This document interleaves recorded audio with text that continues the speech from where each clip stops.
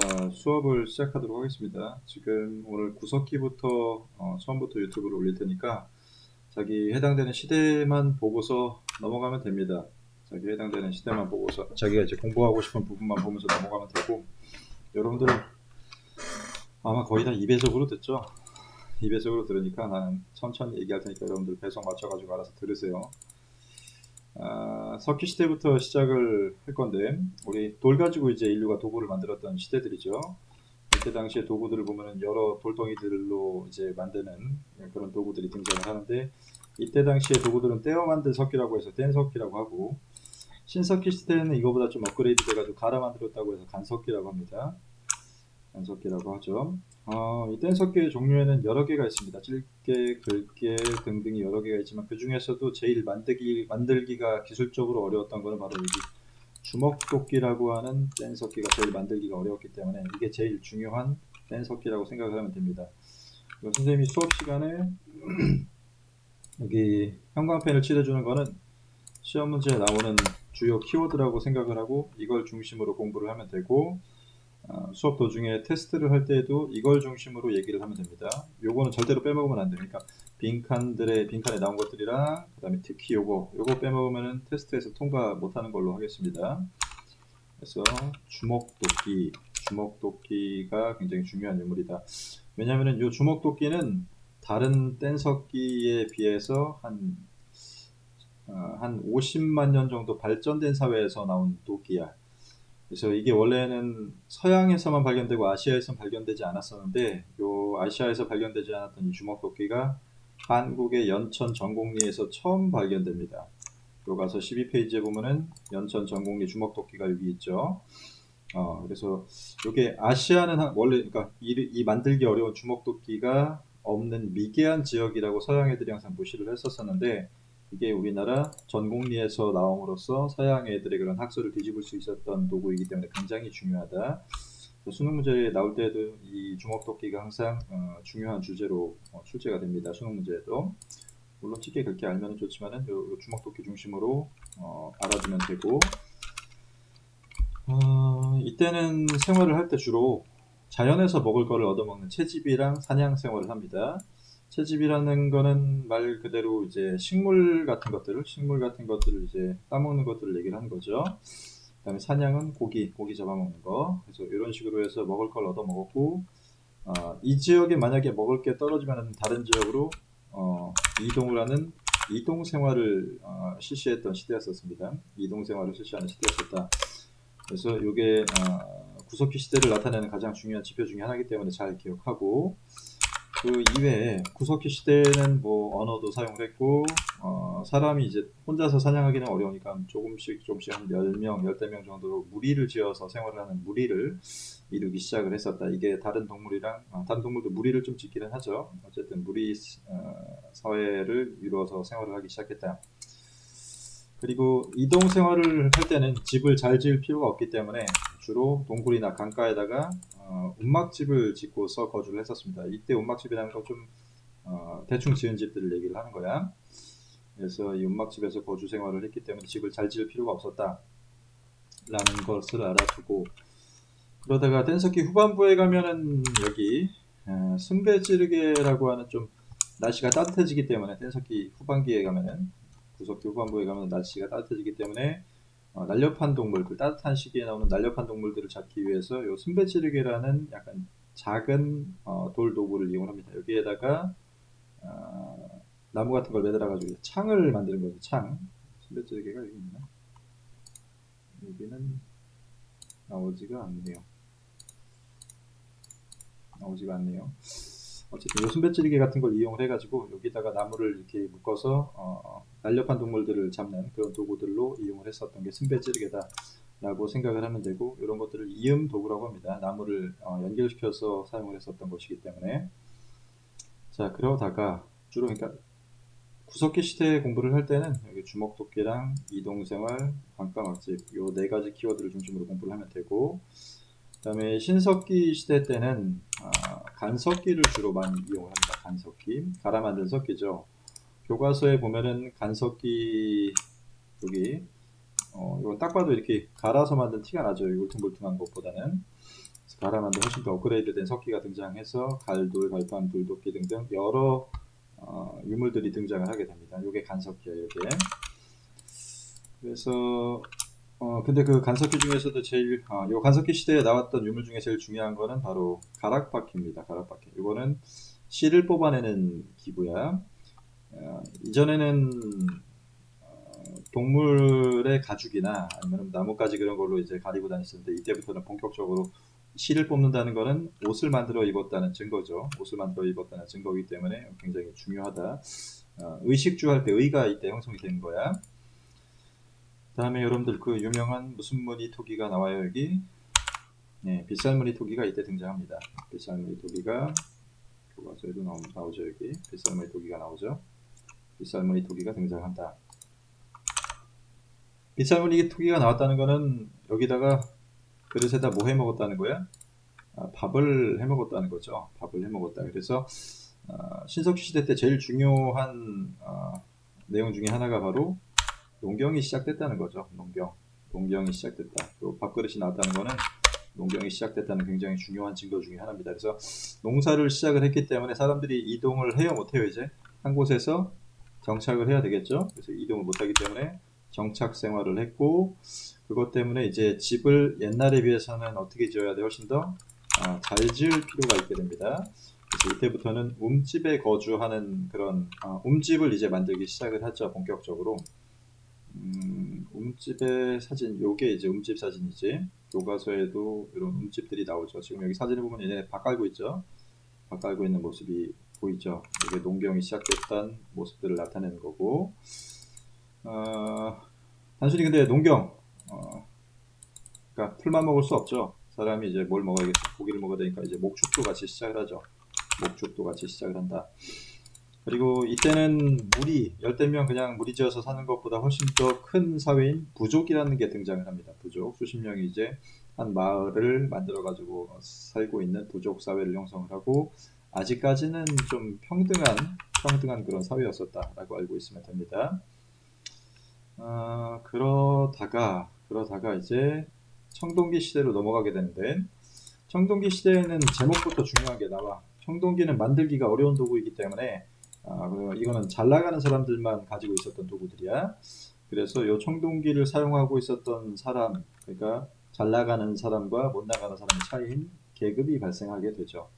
그래서 이 청동기 시대는 계급과 관련된 키워드들이 굉장히 중요한 키워드들이라고 보면 됩니다. 계급을 중심으로 여러분들이 공부를 하길 바랍니다. 계급. 특히 그 계급을 나타내는 지배층의 무덤을 이 당시에 뭐라고 합니까? 그렇죠? 고인돌이라고 하죠. 고인돌. 이 고인돌이라는 건 굉장히 거대하게 지어야 되기 때문에 권력이 있는 사람이 아니면 짓기가 좀 어려운 이 당시의 무덤으로 널리 알려져 있죠. 그 외에 아까도 얘기했지만 청동기라는 거는 일반 돌덩이보다도 만들기 어려운 합금이야. 구리랑 주석이랑 아연 같은 것들을 섞어서 만든 합금이기 때문에 만들기가 어려워서 잘 나가는 사람들만 들고 다니던 거였고, 그래서 이때 당시 대표적인 청동기 도구들도 계급을 나타내는 도구들입니다. 그래서 여기 보면 비파형 동검이라고 하는 도구, 교과서에 13페이지에 나오는 이게 비파형 동검이야. 이 비파형 동검이 여기 밑에 손잡이가 이제 원래 달려있는데 지금 없어진 거고, 비파형 동검을 가지고 다니던 게 이제 높은 계급들이었었다라고 알고 있으면 됩니다. 비파형 동검 외에 거친 무늬 거울이라는 것도 청동기로 만든 거울입니다. 교과서에는 안 나오는 것 같아서 내가 따로 가지고 있는 자료로 보면은, 이걸 왜 거친 무늬 거울이라고 하냐면은 나중에 철기 시대 때 나오는 세형 잔무늬 거울이랑 좀 비교를 해서 봐야 됩니다. 거친 무늬 거울은 말 그대로 무늬, 요거 거울의 뒷면이야. 이게 앞면에는 이제 거울 보는 거고, 뒷면에 보면은 여기 요런 게 있죠. 요런 무늬 같은 게 있죠. 요 무늬가 훨씬 더 거칠죠. 지금 보면은 이게 훨씬 더 거친 모습을 볼 수 있죠. 여기는 약간 좀 잔잔한 무늬, 얇은 무늬들이 있는데 요거는 좀 더 굵은 무늬들이 있기 때문에 이걸 거친 무늬라고 합니다. 청동기 시대랑 철기 시대는 약간 동검이랑 거울이랑 이런 것들이 업그레이드가 되기 때문에 좀 비교해서 여러분들이 공부를 해야 됩니다. 그래서 거친 무늬 거울도 지배층의 상징적인 도구였었다라고 알아두면 됩니다. 그 외에 청동기 문화 좀 체크를 하고 더하고 가면은 이 당시에는 벼농사가 드디어 시작이 됩니다. 여기 신석기 시대 때 농사가 시작이 되기는 됐지만 이때는 아직은 밭농사 중심이야. 수수나 뭐 보리 그런 것만 키우던 시대에서 벼농사는 좀 왜 어렵냐면은 약간 습한 지역에서, 그러니까 여러분들 논을 가면은 항상 논바닥에 물이 쫙 깔려 있죠. 그래서 물이 쫙 깔려 있을 만큼 물이 풍부하게 필요한데 당시에는 뭐 수돗물도 없고 배수 시설도 없기 때문에 이걸 하기 어려워가지고 벼농사는 굉장히 고난이도의 그런 농사 기술이 있어야지만 할 수 있었던 건데, 당시 벼농사가 시작됐다는 것은 한국에서 농업 기술이 굉장히 많이 발전하고 있었다라는 것을 나타내주는 지표입니다. 그래서 중요하고, 그래서 이때부터 농사가 발전했었기 때문에 사람들끼리 먹고 남는 생산물인 잉여 생산물이라는 게 발생하기 시작합니다. 잉여 생산물, 먹고 남는 생산물. 그리고 이 잉여 생산물은 그냥 놔두면 썩기 때문에 서로 가지려고 막 노력을 해요. 서로, 그러니까 많이 가지려고 노력을 하죠. 그러다 보니까는 개인들이 가지고 있는 사유재산이 발생을 했고, 전쟁도 많이 발생합니다. 그래서 빈부격차, 그러니까 많이 가진 사람과 못 가진 사람의 빈부의 차이가 발생을 하면서 계급이 이때 나뉘어지게 된다. 계급이 나뉘어지게 된다. 특히 이때 청동기 시대 때는 전쟁이 굉장히 많이 일어나요. 그거 잘 알아둬야 됩니다. 그래서 전쟁에서 이겨가지고 그 지역의 짱이 되는 사람을 우리나라에서는 군장이라고 합니다. 군장, 어떤 무리의 짱이라는 뜻이야. 무리 군자에 짱할 때 그 짱. 그리고 이 당시 특히 대표적으로 강한 집단은 내가 하늘의 아들이다 라고 하는 하늘천의 손, 하늘의 자손이다라고 하는 천손사상을 앞세워서 다른 사람들을 막 세뇌시켜. 나는 하늘의 자손이기 때문에 너희들보다 우월한 존재이고 너희들을 지배할 거야 라고 하는 걸 다른 사람들을 세뇌를 시켜서 주변 지역들을 지배를 했었고, 그걸 통해서 강력한 국가가 우리나라에 처음으로 등장했던 국가가 바로 고조선이죠. 고조선. 고조선은 당군왕검이라고 하는 지배자가 등장한단 말이야. 그래서 계급이 나타났던 청동기 시대의 이야기구나라는 걸 우리가 알 수가 있는 겁니다. 이런 것들을 중심으로 공부하면 되고, 그 다음에 청동기 시대가 됐다고 해서 간석기를 아예 사용을 안 하지는 않습니다. 아까도 얘기했지만 청동기는 좀 잘 나가는 사람들만 들고 다니는 도구라고 그랬었지. 그래서 사람들이 석기를 아직 사용을 하긴 해가지고 가장 대표적인 이 당시의 석기를 반달돌칼이라고 한다. 교과서에 보면 여기 반달돌칼이 나오지. 이 반달돌칼 가지고 여기 날카로운 면을 가지고서 추수를 하는 도구라고 생각을 하면 됩니다. 여기 보면 반달돌칼 이렇게 나오죠. 추수를 하는 도구다. 우리가 벼농사를 당시 시작을 했기 때문에 반달돌칼이 등장했다는 것도 연관 지을 수가 있습니다. 그 다음에 토기는 신석기 시대 때는 빗살무늬 토기가 유행을 했었지만 이때부터는 무늬가 없는 토기, 이걸 뭐라고 해? 민무늬 토기라고 합니다. 민무늬 토기. 민무늬 토기. 그리고 특히 민무늬 토기 중에서 제일 대표적인 것은 북한 미송리에서 발견됐던 손잡이가 달린 토기인 미송리식 토기가 제일 유명합니다. 이 미송리식 토기는 이 민무늬 토기들 중에서도 여기 딱 손잡이가 달려있는 이 토기를 미송리식 토기라고 합니다. 지금 보면 토기에 무늬가 없죠, 아예. 그리고 손잡이가 달려있는 게 북한의 미송리에서 발견됐고, 이게 왜 중요하냐면은 이 미송리식 토기가 발견된 지역들을 쭉 표시를 해보니까 나중에 고조선의 영토랑 거의 일치를 해요. 이게 지금 고조선의 영토인데, 다음 페이지에 나오는 고조선의 영토인데, 이 영토랑 미송리식 토기랑 그 다음에 탁자식 고인돌이 나온 지역을 쭉 연결시킨 게 바로 고조선의 영토였다라고 생각을 하면 됩니다. 그러니까 미송리식 토기는 고조선의 영토를 나타내는 주요 유물이다 라고 알고 있으면 됩니다. 몇 분 녹화했나? 13분. 한 페이지씩만 녹화를 하면 되겠다. 그 다음에 철기문화로 가겠습니다. 철기문화. 철기문화는 청동기 시대 다음에 이제 BC라는 거는 마이너스 연도를 얘기합니다. 마이너스 500년 경부터 시작이 됐다 이런 뜻이야. 5세기는 이거는 센츄리를 얘기합니다. 센츄리. 100년의 센츄리를 얘기한다. 마이너스 500년이야. 지금은 그러니까 2000년도죠. 2000년도고 마이너스 500년이면 지금으로부터 2500년 전을 얘기를 하는 거죠. 철기문화가 등장을 했던 게.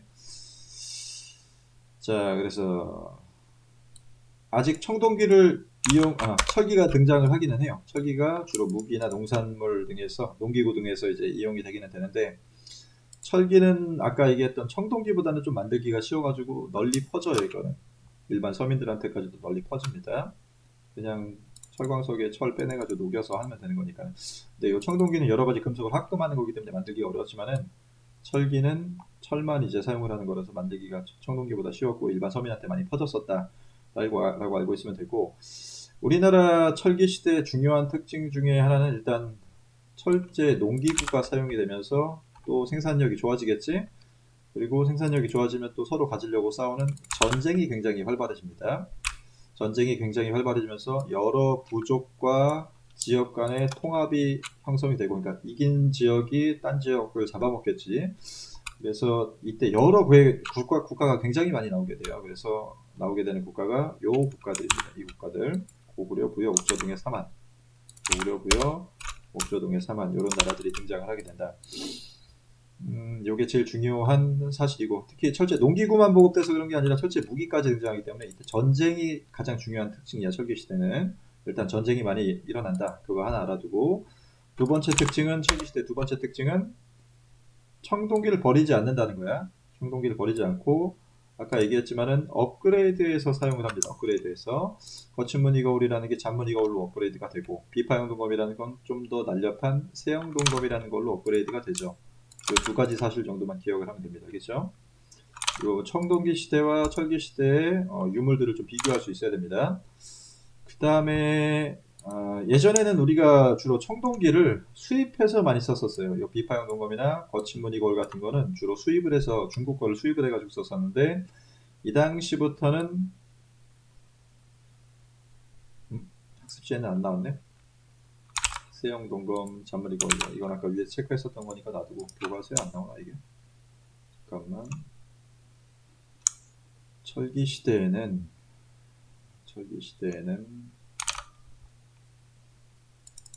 거푸집이 안 나오네. 거푸집, 잠깐만. 거푸집. 오이, 거푸집이 안 나오네. 거푸집 몰라도 되겠다. 됐어, 그럼 빼. 교과서가 니네가 올해 처음 바뀐 거야. 올해 처음 바뀐 거라서 내가 기억이 좀 헷갈릴 수도 있어. 거푸집이 안 나오네. 거푸집 몰라도 돼요. 거푸집이라는 건 원래 청동기 제작 틀인데, 그래, 이것도 수능이 안 나온 지 좀 됐어. 그래서 빼버린 것 같아. 이건 몰라도 되고. 그 다음에 철기 시대 그러니까 첫 번째 특징은 전쟁, 두 번째 특징은 청동기가 이렇게 업그레이드가 된다. 세 번째 특징은 중국 화폐가 많이 발견돼요. 청동기 시대의 무덤들을 까보면은, 청동기 시대 유물 유적들을 까보면은 특히 중국 화폐인 명도전이라고 하는 게 많이 발견돼요. 명도전은 여기 교과서에 13페이지에 나오지. 이게 명도전이야. 중국 돈이야. 이게 돈인데 칼처럼 생겼죠. 당시 중국은 원래는 춘추전국 시대 때 전쟁을 많이 했던 시대여가지고 그때가 칼을 돈처럼 이용을 했었어. 모든 사람들이 다 칼을 들고 다녔으니까, 전쟁 많이 하니까. 그래가지고 칼을 돈처럼 사용하다가 요게 칼이 완전히 이제 조그매져가지고 화폐 형태로 바뀐 겁니다. 명도전이라는 게 당시 많이 발견됩니다. 우리나라에서. 우리나라 철기시대 유물 유적을 까보면 많이 발견됩니다. 그리고 경남 창원 다오리 유적지에서 붓이 나오는데, 붓도 나오나? 사진이 없네요. 경남 다오리 유적지에서 붓이 나오는데, 요게 다오리 유적지에서 나온 붓들이야. 이 붓을 우리나라에서 썼다는 거는 글자를 썼다는 거고, 당시의 글자는 무슨 글자를 쓰는 거야? 그렇죠. 한자를 쓰는 거죠. 지금 이 당시에는 후민정음이 안 나왔겠지. 그래서 한자를 썼었고, 중국 돈들이 우리나라 철기 시대 무덤에서 나왔다는 것은 어떤 나라와 활발하게 교류를 하고 있었다. 우리가, 그렇죠, 중국과 활발하게 교류를 하고 있었다라는 거죠. 한자를 사용을 했었고 중국과 활발한 교류를 하고 있었다 라는 것이 중요한 지표니까 잘 기억하고, 그 다음에 한반도 독자적인 철기의 발전, 이건 아까 위에서 썼던 세형 동검, 잔무늬 거울 등등이다 라고 알아두면 됩니다. 여기까지가 철기 시대 이고, 다음 유튜브 계속 이어서 볼 사람들은 보고 일단 철기 시대까지 끝.